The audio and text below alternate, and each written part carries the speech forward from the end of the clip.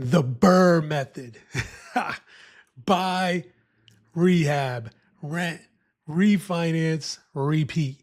Okay. Every wannabe guru on Bigger Pockets, every so-called amazing realtor is going to tell you to do BRRRR. All right, we believe in the BRRRR method, although we call it the BRRRBR method, and we'll get into that in a second. But, if you're going to get into a flip with the intention of refining it and keeping the asset, that's the BRRRBR method. So let me show you this tool that we made for that. So this is okay, everyone knows the BRRRR method. All right, so this is our tool for flip to BRRRBR. And for us, I add buy Bitcoin, right? So it's buy, rehab, rent, refi, buy Bitcoin, repeat. I mean, my Twitter handle is Cribs Buy Coins, okay? So, I use the example of, you should take the money out and invest it in another hard asset and keep repeating and using the houses to get you harder assets. But it doesn't matter. You don't have to do that. Tool works exactly the same. That's just a little nugget at the bottom, okay?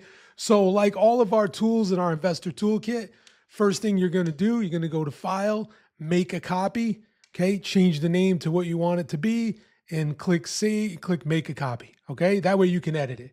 All right, so the top part of this sheet, so this tool is a blend, a hybrid of our flip analyzer and our buy and hold analyzer, okay?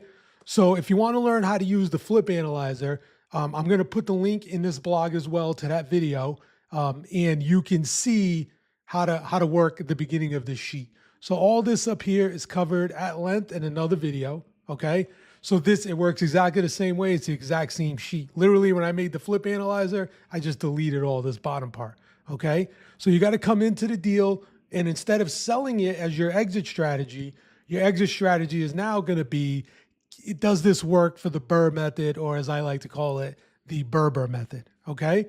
So in this example, just to kind of give you a rundown of what we're kind of inputting here, this is a 6-unit building in Fall River, Massachusetts, hypothetically, that you purchased for $500,000.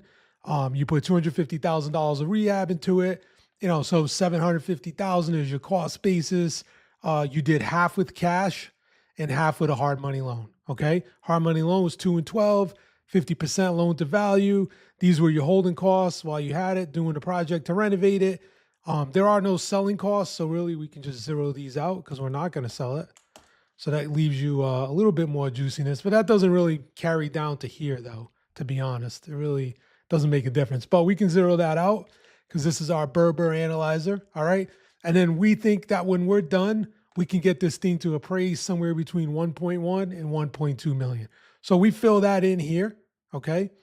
Now coming down here, this is the part where you have to have a good relationship with your lender and understand the end bank, what their requirements are. So there's a few things you're going to have to find out, okay? One of them is, what is the bank looking for what's called DSCR? That's debt service coverage ratio. I have some other blogs on here that go into depth about that, but basically in a nutshell will the income cover the debt? That's it. All right. And they want to see that the income is 125% of the debt. All right. The next thing you gotta find out from your lender is what's your loan to value. What's the maximum amount you can borrow on the appraisal? Okay, is that 70, 80, 90%, 60%? All right, obviously what's your interest rate, what's your closing costs, and then what's your amortization number of months. So this isn't the actual months of the loan, this is the amortization. And the reason why there's a distinction is, if you're doing a single family, 2-family, 3-unit building, you're probably going to be able to get a 30-year loan. Anything over 4 units, anything with a blend of commercial and residential, you're going to be doing commercial financing. So those loans are typically 5 years or 10 years, but a lot of the lenders will amortize the loan at a 20-year, which is 240 months, or 30-year amortization, 360 months. And that basically lowers the payment. Okay, so you got to know that. You have to ask that question of your lender. Honestly, it's more beneficial to the lender because they make more interest, but whatever, it is what it is. All right, so that's a question you have to ask your lender. So these tidbits right here, And then what are your closing costs going to be? 5,000 is probably light on a commercial. Let's make that 10,000. Okay. And it's the same thing, same closing costs. Like when you bought it up here, you had some closing costs, right? What did it cost you for your title search, the lender's attorney, all of that? Okay. So that's what we have here. So this you got to get from your lender. Okay. Now there's some other assumptions too you got to get from your lender. We'll get to those in a second. Okay. The other thing you can put in here just to see if it meets what you're looking for is your cap rate and your cash on cash return. Okay. And those are investing terms. We have other videos about that you can see. Okay. But basic cap rate, is a comparison of properties, kind of what they generally make. And then cash on cash, what are you looking to get out of your cash? Okay. So coming down here now, you would put in the projected income that the building would make. So we're using a 6-unit building in Fall River, Mass. They're all 2-bedroom apartments. We're going to be conservative and say $1,500 a month times 6 units. Probably could do more, probably, but 1,500 is conservative.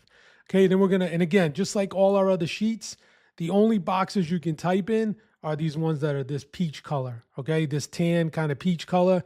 That's it. Anything else you type in, you're going to break a formula and mess something up. See, same thing up here. All right. It's a limitation to Google Sheets. I can't lock out the cells. I don't know how to do it. If someone knows how to do it, comment and teach me because I love to learn.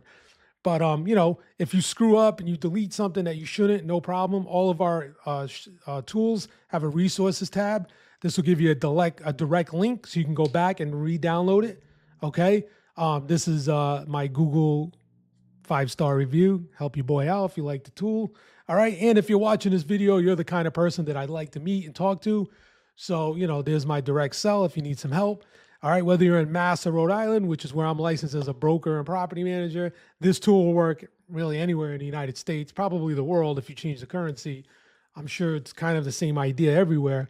So even though I might not be licensed in your state, if you want my help with this sheet, hit me up. We can work something out, some kind of consultant thing. All right. And just give me whatever feedback you got. But there's my number. Please don't dox me. All right. Coinbase has me all over the internet, getting crazy spam calls a day. I don't need more. All right. So getting back to our tool here, like I said, you can only type on the peach kind of pink color. All right. So we're gonna just input our assumptions to our income. Now, one thing to keep in mind here, okay? The purpose of this sheet is really to underwrite the building for the lender.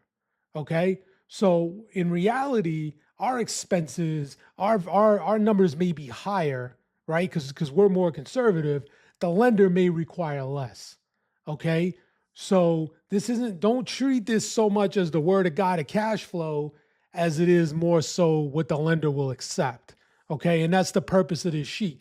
So in our world, I charge 10% for management. Some lenders might only want 5%. Okay. Reality of vacancy rates is 10%. Some lenders, now you see, if you notice as I'm doing that, these DSCR numbers are increasing and our cash flow numbers are increasing. Okay. The lender may only use 5% vacancy, 5% management, 3% reserves in their underwriting.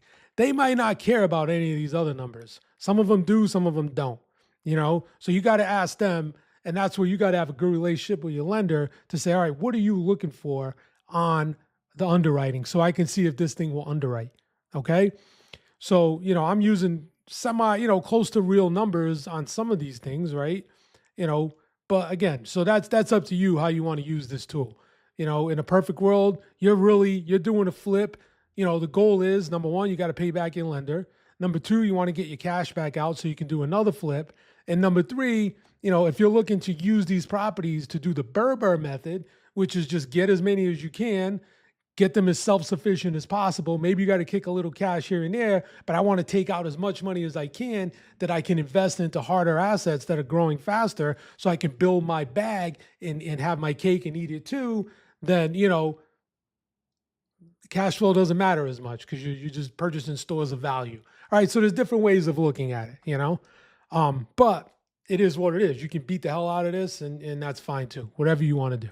Okay. So this is going to come from your lender. So you got to have that conversation with them as to what they're looking for and what their requirements are. And then you go from there. All right. So once you input all this data, it's going to tell you right here. So if your appraised value is 1.1 and your loan to value 70%, you get a $770,000 mortgage. Okay. All the way up from 770 to 840. Okay, so if it appraises at 1.2 and it's 70% loan to value, you got an $840,000 mortgage. Now, on this example, the total in the deal that you need to get back, you'll see right here, total break even. Okay, so this is your total break even. So any mortgage amount that's more than that against this total break even column, that's the money you get. So for instance, if it appraises for 1.2 and it took you 6 months from start to finish, okay, that's an $840,000 mortgage. You got $39,000 left over, okay, because your break even is $800,750. So you got $39,000 extra that you can pull out of this as cash out refi and go invest in another asset. And the beauty of this, correct me if I'm wrong, and I know the internet will, none of this is a taxable event because you're just refinancing. You're not actually selling. So this is the power of David Ferreira, aka Cribs Buy Coins, Fortified Realty Group, BRRRBBR method, okay? Where you use hard assets to acquire other hard assets and you keep running through it, okay?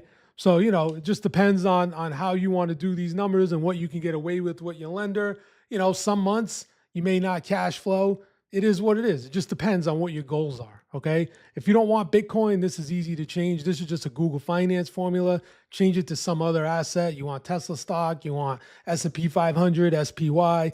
It's just Google Finance. So whatever Google has in their feed, you can use, okay? But this will give you kind of like, at the end of the day, what cash is left in the deal, you know? And then that translates to this deal will get you a minimum of no Bitcoin to a maximum of half a Bitcoin at today's price. That changes every second of every day.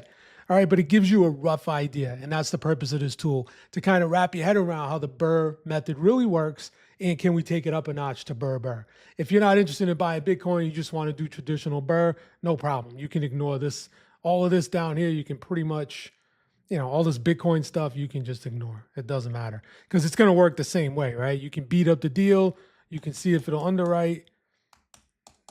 You know what I mean? And then go from there. You know, and you'll see it's tight, right? Some of these are tight. So you're going to have to figure out, right? What if we added $100 a month to each unit? There we go. You know, so I got to get 16. Is that realistic in my market? You know, that's what you got to know. All right. But that's the power of the tool. Use it for what it is. You know, think outside the box, guys. You know, there's so many opportunities here. Everyone tries to tell you about these methods. You know, here's the tool that you can actually use it and figure out the pathway before you even write the offer on the property, right? That's when these tools are most valuable. You're out touring properties, you're looking at potential flips. You're going to use these tools as you're thinking about what to offer. And if you can get that exit strategy where you need it to be. Like I say in other videos, the most money I've ever made on a flip was before I even wrote the offer, right? Just having my ducks in a row, being able to determine if this property would meet my expectation or not, stress testing the hell out of it and going for it. All right, guys, hopefully this is helpful. If you like this tool, comment below and, you know, feel free to reach out if you have any questions about it, and good luck in your investing. We're here to help. Thanks, guys.